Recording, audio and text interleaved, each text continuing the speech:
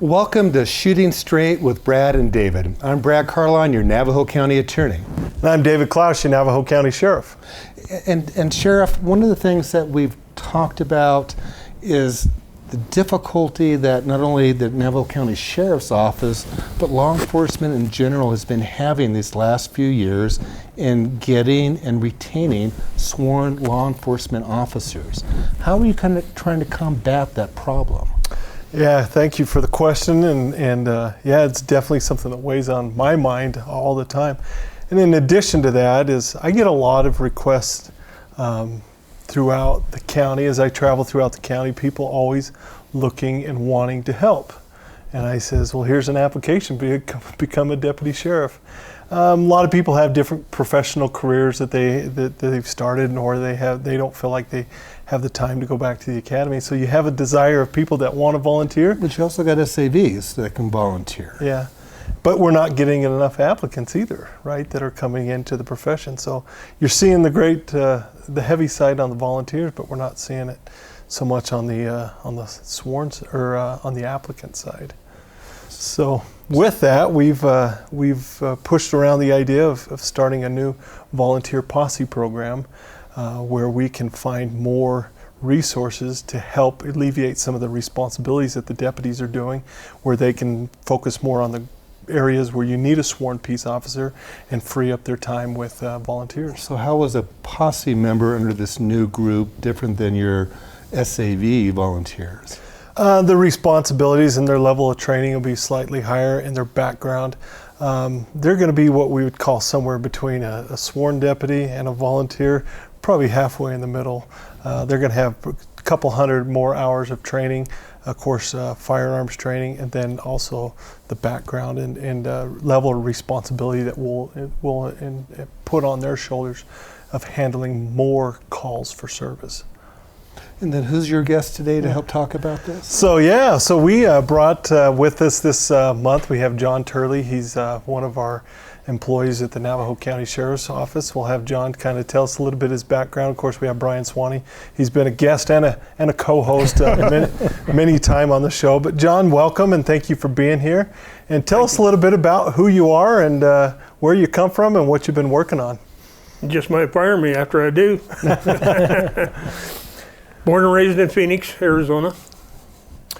Family, Joe City and Taylor, so I'm not a foreigner.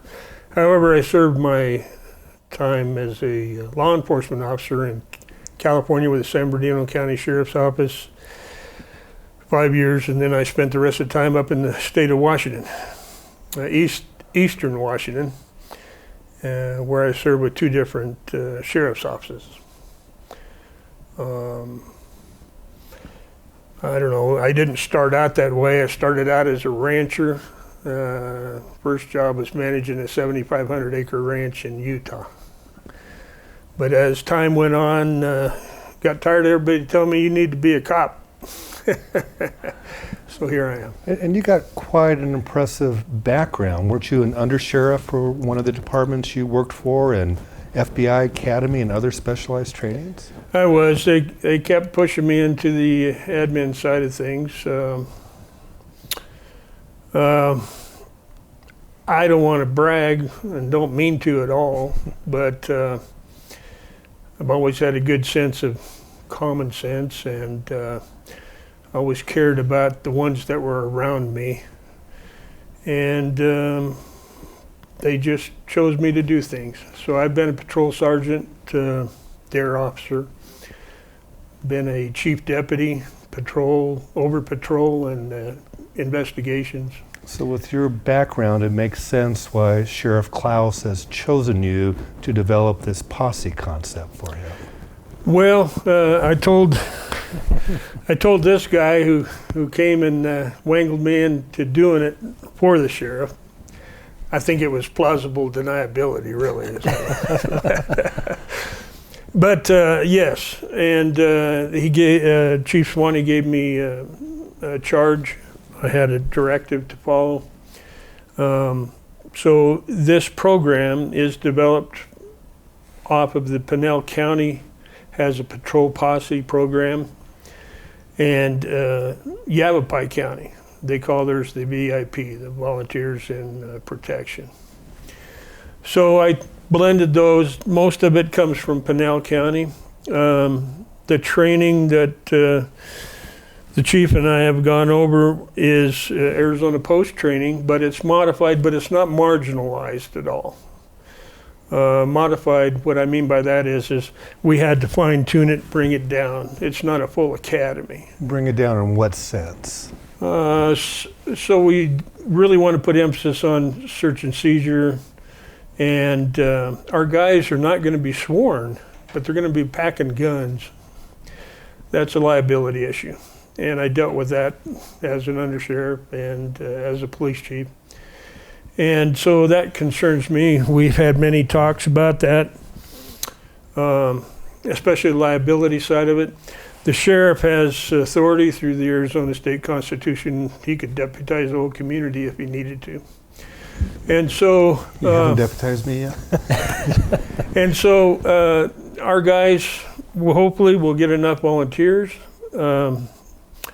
Prior law enforcement experience. You don't have to run 2 miles in under a minute. You have to just be able to be physically fit to a certain degree. They'll receive about 240 hours of in-class instruction. They'll get emergency vehicle operations, communications. They'll be trained in firearms, about 50 hours worth of that. They'll be CPR and first aid certified. So it's going to be a very serious position. And it's going to be, we're going to need some common sense people. I told Chief Swante, if I do this, I really got to be hands-on because I want to make sure that we can get the right people, especially on this first go-around, to really put a good foundation on this patrol posse that we want to organize. Chief Deputy Swanee, we heard about 240 hours of training for your posse members. How does that compare to somebody going through the law enforcement academy? How many hours they get? So the bare minimum for an as-post certification is right around 585 to 600, right around there. And so we're bringing that back, a little bit more than half as far as the training is there. We're not going to have the physical fitness training and stuff like that that's involved in the regular police academy. But the key things, as John was talking about, liability issues, search and seizure issues, some very important aspects of our job. We're going to really hit on those, and also just getting that philosophy across to them is what their role is. They're not a police officer. They cannot effect an arrest, but they're a force multiplier for us out in the field, for the deputies that are out there. There's many tasks that a deputy deals with each and every day that can be handled by somebody not a police officer. Give us some examples so that we can understand better how are we going to be using these posse members versus SAV or sworn deputies. So just for an example, a person finds a bike, a bike laying on the side of the road. It's found property. Typically, they call the sheriff's office. We send a deputy over to take possession of this bike, and they log it into evidence, and then we advertise, hey, we found a bike. If you lost a bike, come see us, and you can retrieve your bike. That's something you don't have to have a sworn post-certification to do, and but these individuals can respond to that call, capture the bike, and go through the process. Or if there's a traffic collision, when a person is transported off to the hospital and their car is wrecked there at the scene, we assume responsibility for that car because they've been taken away from the scene. So we wait for a tow truck to come and pick up that vehicle. Well, sometimes that can take a long time, in inclement weather, or if it's way far out in the county, we can have a posseman come and sit and wait for that tow truck while that deputy now can continue to respond to emergency or higher priority calls. So do you guys see these posse members being on call or having regular hours? We haven't quite breached that yet as far as how they're going to be scheduled. Many of these guys, like the sheriff talked about, have their own careers, they have their own jobs and what have you. So they're in a volunteer basis, and so we're going to be a little bit reliant upon when they can come out and provide the service. We're hoping to get enough where we can kind of overlap and what have you, and have coverage through the critical parts of the busy part of the day. Yeah, and I would also say as special events come up, in Show Low, the 4th of July parade. City of Show Low does obviously a fantastic job of providing security for that event. We provide it with some of our volunteers, but pre-scheduled things like that, we'd definitely be on the schedule. But putting them in a roster, if we have any volunteers that are that available, sure, would take it, but that's not our anticipation.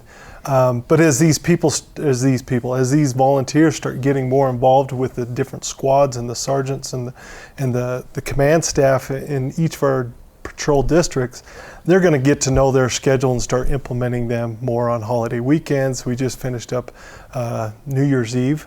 We had the DUI task force. We'd see them out on those evenings, probably doing transport runs.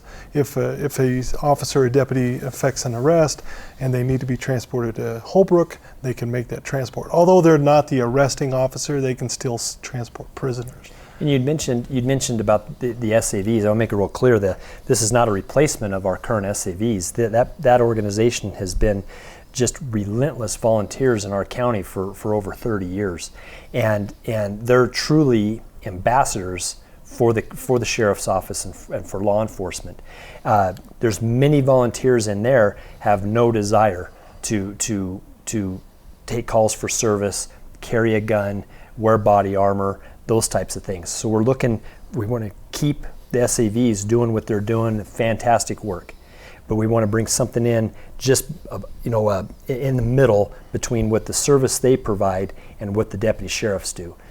And again, a force multiplier for taking calls for service out there in the field. And it'll alleviate a lot of the stress that's put on these deputies when they have a lot of pending calls, and then all of a sudden on the board, the dispatching a disabled vehicle on the highway, they're dispatching a private property collision where they need to exchange information. They're, of course, just the eyes and ears on the road is going to be fantastic. But John, you were going to add on. Well, I was going to say also, in being just a tad more than the SAV, in your line of work, where an arrest might be made, and there's a lot of evidence at a scene, I'm hoping that we will be able to charge these or teach these new volunteers how to collect evidence if they're so told to do so by the deputy, because he doesn't want to lose that evidence.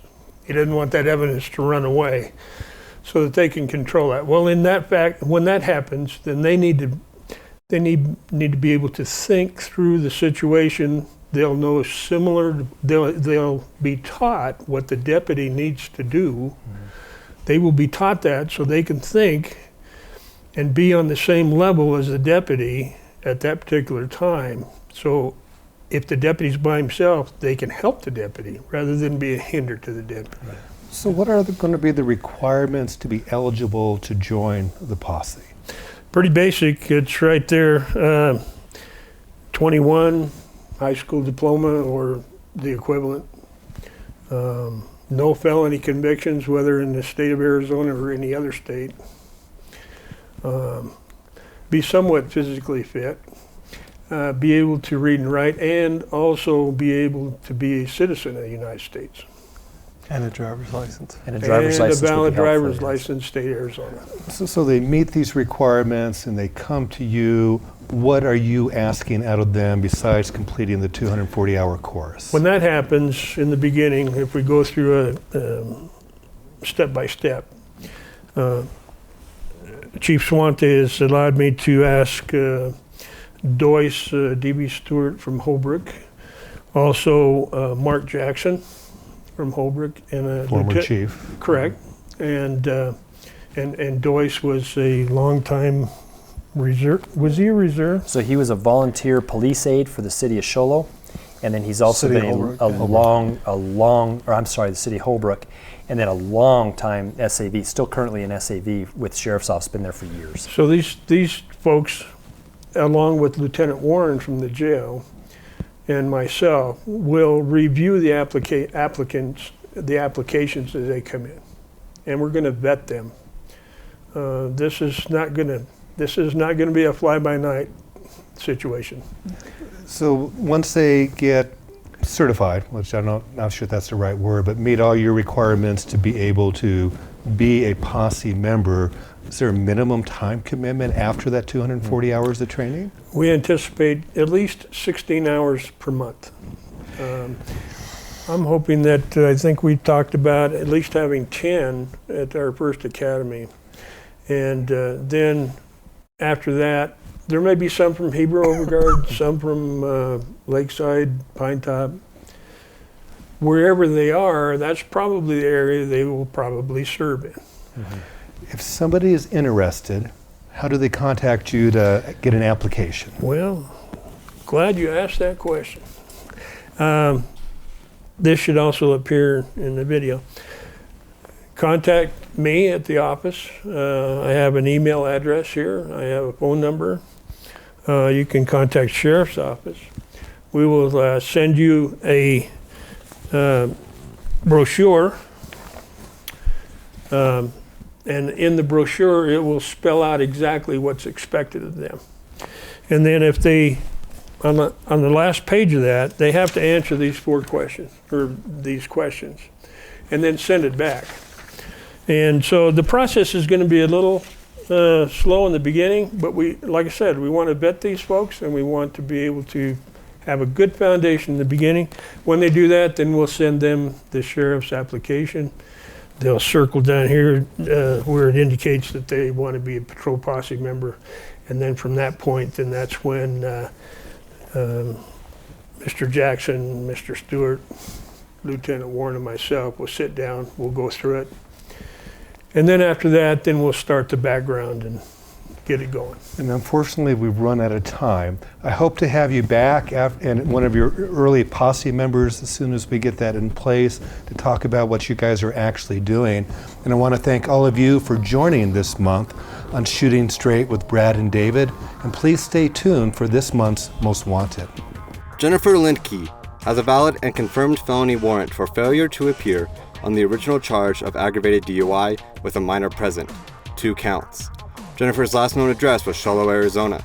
If you have any information on the whereabouts of Jennifer, please call Navajo County Communications Center at 928-524-4050. Or to remain anonymous, please call We Tip at 1-800-78-CRIME.